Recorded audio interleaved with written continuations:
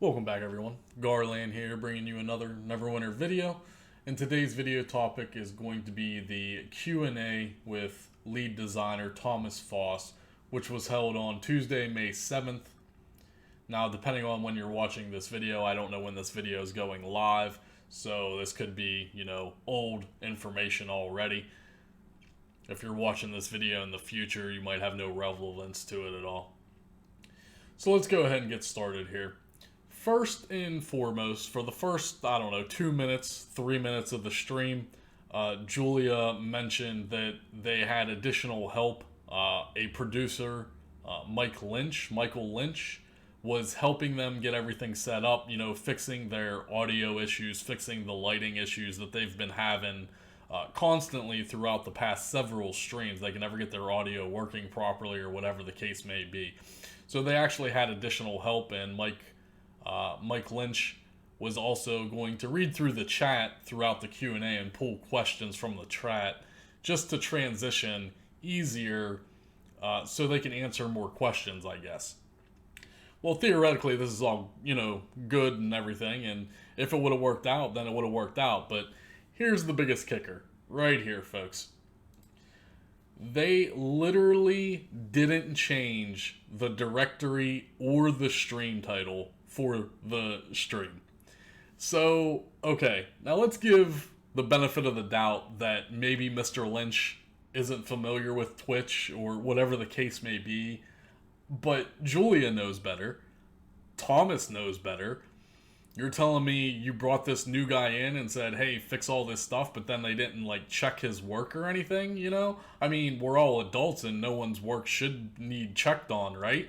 But apparently you got to check on people's work. So you literally had an hour Q&A stream with the lead designer of Neverwinter, Thomas Foss, and you streamed the entire hour in the wrong directory. You streamed in the Star Trek online directory and didn't even change the stream title. The ignorance levels are just beyond... I can't even fathom it. Now, is this just a silly little mistake? Does it really matter in the grand scheme of things? No, because again, as in previous videos, it's Cryptic Studios, right? We expect nothing less from this company at this point in time, right? Very minimal effort at best. But it just, I can't fathom, if you're a Star Trek Online fan and you just saw Cryptic Studios go online with an unannounced stream nevertheless, and then you hopped into the channel and they're doing Q&A on Neverwinter, you're going to be like, what the hell's going on here? This is ridiculous. And I guess, not once in the chat anyone really picked up on this or even said anything to them. So they literally did an hour stream in the wrong Twitch directory. I just wanted to throw that out there because I think it's hilarious. Moving on. Now, Julia stated right at the beginning of the stream that there would be no giveaways in this stream. They meant business, folks. They wanted to get right down to the nitty-gritty. They meant business. No giveaways. Very firm, very adamant about that. We ain't giving you shit. Let's get down to the nitty-gritty. Hardy har har. Now, they announced, remember, the stream was on a Tuesday, so the following Thursday, depending on when you watch this video or when this video goes live, this may have already happened, but there was a big PC patch coming on Thursday to deal with some of the scaling issues. Lair of the Mad Mage was being released on PC. They were doing some companion tuning, hopefully trying to get some healing companions working. And then also they mentioned that there would be a free pack on the Zen Market. Now, of course, this is just damage control, right? We gave you all this broken stuff. Here's some smoke and mirrors. Look the other way. Here's some free stuff. But their damage control wasn't even good. If you're going to give, free stuff away, give something decent away. They gave a companion and a transmute cloak, and there was a third item that I don't even recall off the top of my head, but it's all irrelevant. They're all just irrelevant rewards. Now, they were claiming that this was to celebrate the release of Undermountain. Well, how does that make sense? I mean, Undermountain's already been out now for how long on PC, and you're just now giving your players this free item? No, you're not going to fool anyone. This is a minor damage control tactic that, they're saying, yeah, here's some free stuff. Let's dangle this in front of your face while, everything is still broken and we're doing our best to try to fix everything before everyone at this point gets angry. Well, everyone's already angry, so, I mean, you're already losing that battle. They also address that players are having issues hitting the daily AD cap. So what was the solution, and what was the big stream reveal that they revealed? Oh, well, they're going to give us 2 times AD event. Well, oh my god, a 2 times AD event. Whoop-de-freaking do. Like, honestly, that is a little too late, right? And here's even the bigger kicker, is that it's supposed to be platform-wide, but as of filming at least this section of the video, it's not on console. So it is working on PC, but it wasn't working on console. As of filming this video, at least. Now, they also Thomas did a shout out to all the beta testers and the player testers, or alpha testers, whatever you want to call them, the group of people that initially helped test Mod 16. He wanted to give them a shout out. He wanted to give a shout out to the live preview tester. So after the alpha testing was over and Mod 16 made it onto preview, he gave them a shout out as well. I mean, who cares, Thomas? I mean, those players gave you so much information that you ignored. I mean, yeah, you might have taken 2% of their overall feedback and actually implemented it, but all of those alpha testers were really unhappy with the outcome for the testing. Like, it's no surprise there. There was a lot more damage control going on throughout the stream. And the thing is that Thomas himself keeps accepting fault, right? He accepts the faults in Mod 16 as far as the bugs go. So he does accept the fault for that, and he does actually apologize for that. And the way it works is, well, the way he explained that it works is that, Cryptic's a very small company. We all know this.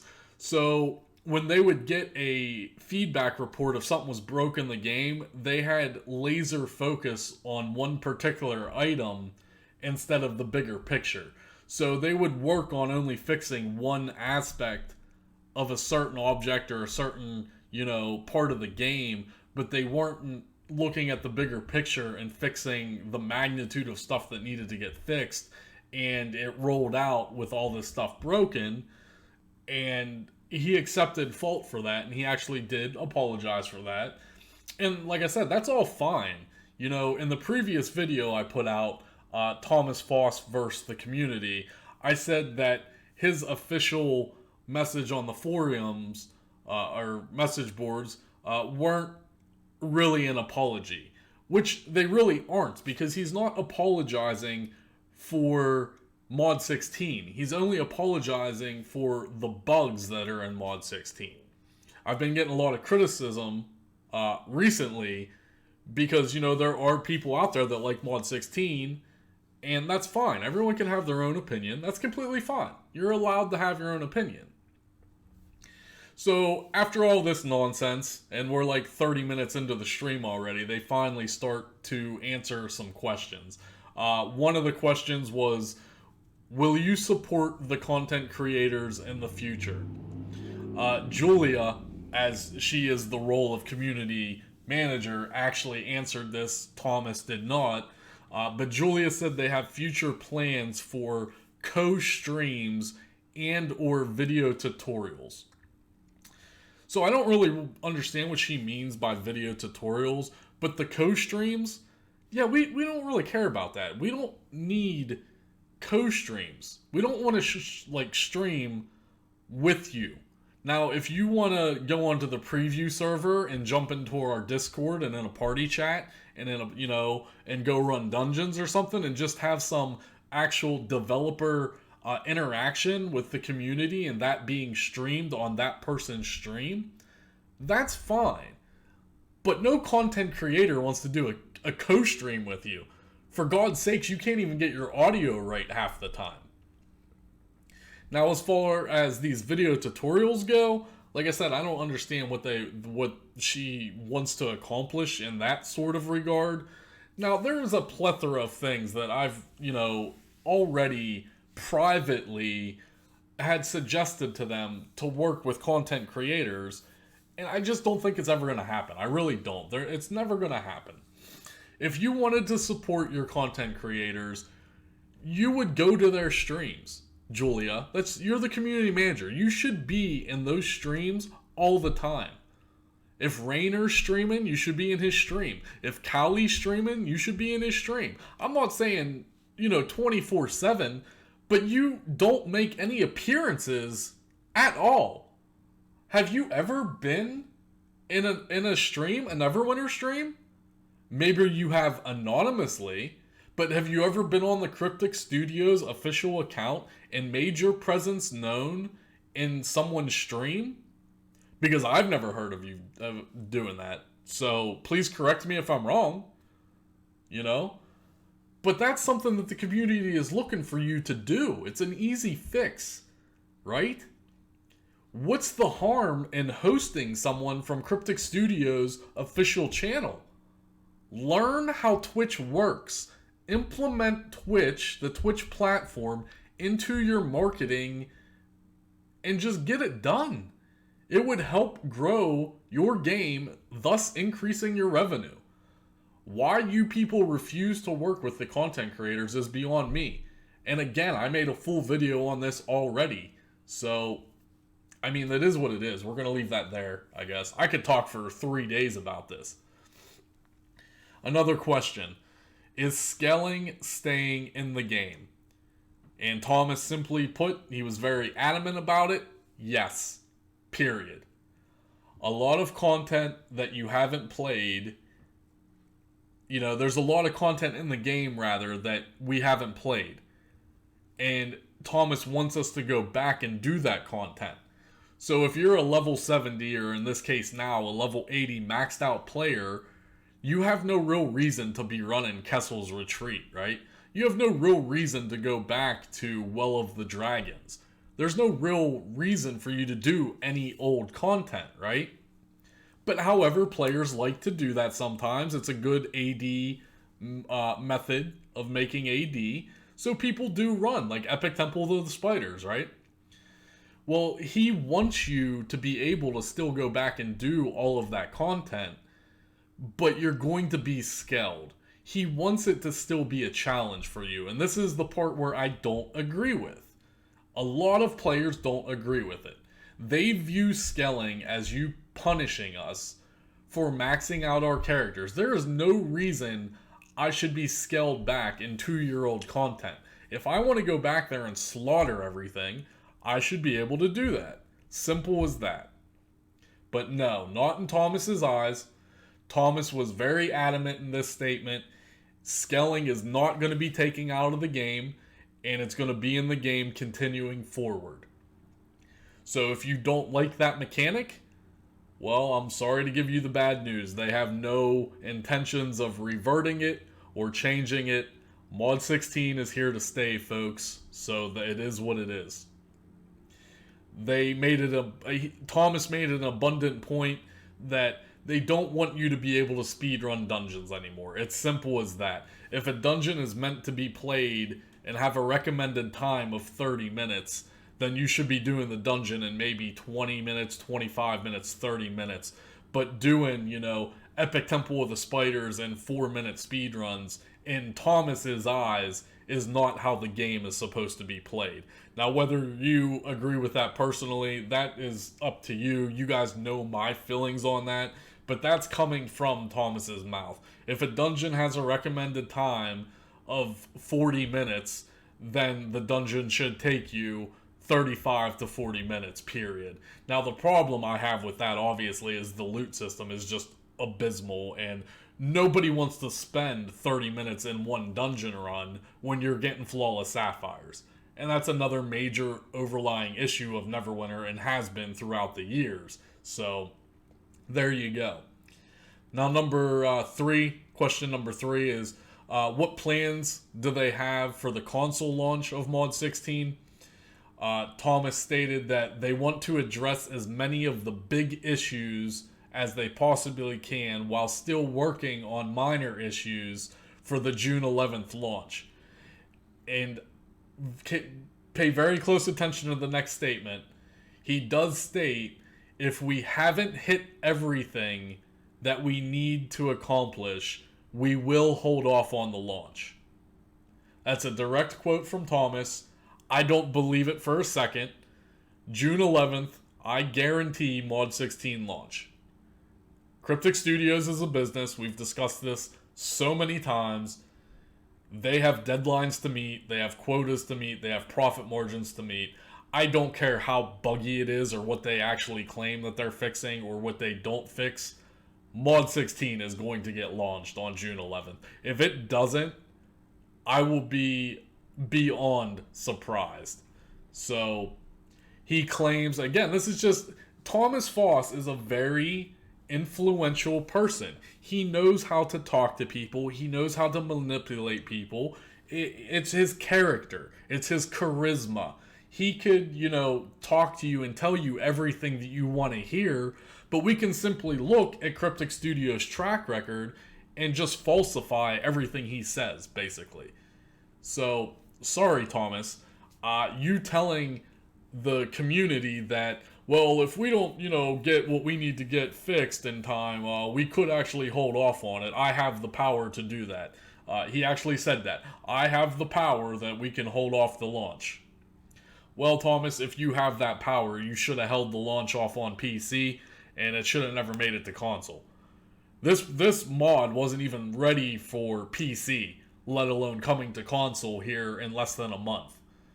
This mod, however long you actually been developing it for, there's, numerous stories where you've been quoted saying, well, we've been theory crafting this and developing Mod 16 for over 2 years now, or it's been over a year now. No one actually knows the exact time frame on the development process for Mod 16, but let me tell you guys this. It clearly wasn't enough time.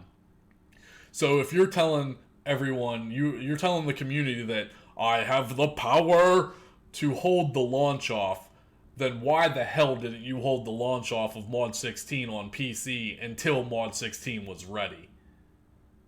Because the answer to that is Mod 16 was ready in Cryptic's eyes. It is what it is, guys. It doesn't get better than this, right? Question number 4. Did we do too much in too little of a time? Did we release too early? So, which coincides with my previous statements that we just talked about. Thomas said, we thought we had fixed stuff correctly, but we also missed a lot of stuff. We couldn't find everything. We are a limited sized team. We think we could have helped. We think we could have held up on stuff a little bit, but we were overwhelmed. So Thomas admits that Mod 16 most likely wasn't ready for a full launch. But I guarantee the big boys in the ivory tower said, oh, you're going to launch this. We have deadlines to meet.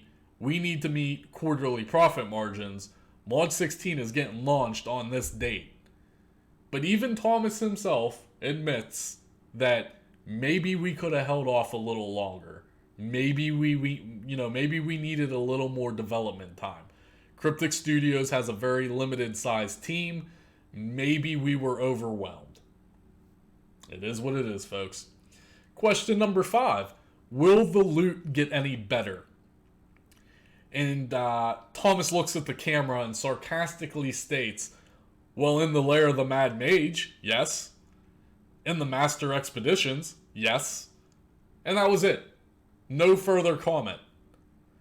Well, no shit there's going to be better loot in Mad Mage and Master Expeditions. That's going to be your current endgame.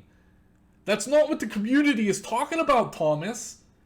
How are you so ignorant that you don't know what the hell is going on in your own game?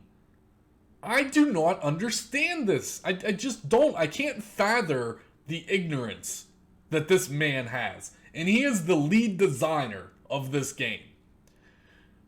When a community member asks, will the loot get better? He is not talking about the endgame content, Tommy. Okay? He's talking about previous content.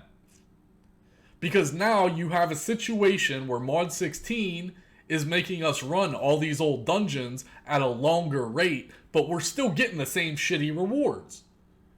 Why would I ever run Epic Temple of the Spider when it's going to take me 15 to 20 minutes when it previously took me 4 minutes for the same amount of loot?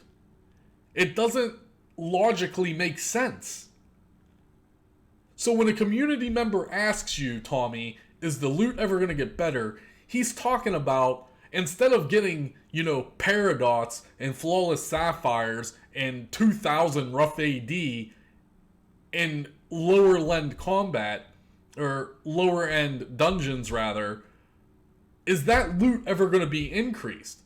Because honestly, you have no incentive to ever play anything of the past. There's no reason to do it. There's no monetary gain to do it. There's no fun in doing it.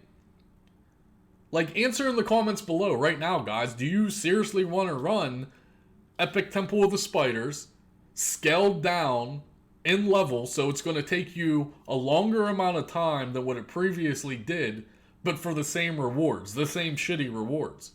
No. No players are ever going to play previous content. Maybe the mod before, because they are saying, well, we're going to unscale the mod before. So for instance, mod 15 and mod 14, since mod 15 was a small mod, they're not really including it because there was just a skirmish, I guess. But they stated that mod 14, Barovia, is actually going to be unscaled. So the previous mod to the current mod is going to be unscaled. So when mod 17 comes out, mod 16 will be unscaled, but Barovia will then go to a scaling system. But other than that, there's no reason to go past that point. You're not giving the player base any incentive to ever run any of the old content ever again. Period. That's what you have accomplished with scaling, because your loot tables are so bad. If you want to continue with your fiasco and your fugazi of your scaling system, then you need to go and redo all the loot tables as well. Otherwise, there's no point. You're going to have people just playing literally the current mod and the mod previous to that. No one is ever going to go back to those old dungeons. There's no reason to. Question number 6. Why not do a rollback to mod 15? So the community is asking, why can't we just, say screw it and just roll everything back to mod 15, take additional time, work on mod 16, but don't do all these changes that you've done? And Thomas's answer was technical reasons. They rebuilt the entire engine, apparently. Keep in mind, guys, that Neverwinter runs on a very old and outdated gaming engine. I don't know why they don't update the engine. I don't know why they don't use Unreal or Frostbite or any latest current actual gaming engine. But Cryptic actually runs on an old gaming engine. That's why there's so much spaghetti code and just code written upon code, and that's where you get so many bugs. So now that they've already implemented mod 16 and the core features of mod 16, they can't just roll it back, because they've already started the process of rebuilding and retuning the engine that they run on. So it's just not possible. They just can't do it now at this point. Finally, this is going to be the last question. Question number 7. So all of these questions, there was a bunch of questions in between, but these were the most highlighted ones that I wanted to talk about. All the other questions were literally irrelevant. It was an hour-long stream, and there was only maybe about 15 minutes of decent content out of an hour stream. So the final question number 7 is, why did they support Gamepedia streaming instead of a content creator or a known content creator? Julia answered this one, and she basically deflected the question, right? She said that Perfect World Entertainment handled that, and it was to show off, obviously, the new content, and it was a partnership between the companies, right? Both of those partnerships got a little taste of the prize. I believe Gamepedia works through the Curse network or whatever they got going on. So Neverwinter got a little taste of the Curse network, and Gamepedia got some Neverwinter stuff going on there. But it was a partnership. They revealed that they partnered with Gamepedia, and both parties obviously profited from the partnership. But that's why they didn't go with a normal known content creator, and why they had Gamepedia do it. And again, Julia actually deflected the question, as in, well, it's not, Cryptic really had nothing to do with this. This was our publisher. Perfect World Entertainment handled this, so it was out of our, jurisdiction, if you want to say. It was out of our reach. Cryptic had nothing to do with it. So she completely deflected the question. So, and that's it, guys. That was the entire stream. Those were, like I said, the 7 highlighted questions that I actually cared about. And if you want to watch the entire hour stream, as always, link will be in the description. If you have any comments, questions, concerns, you can always leave me a comment below. I just love all those spicy hatred messages. I love it. Give me more of those. Give me more. Give me all of the hate. That's going to wrap this one up. We'll see you guys out there. We'll see you guys in the next video.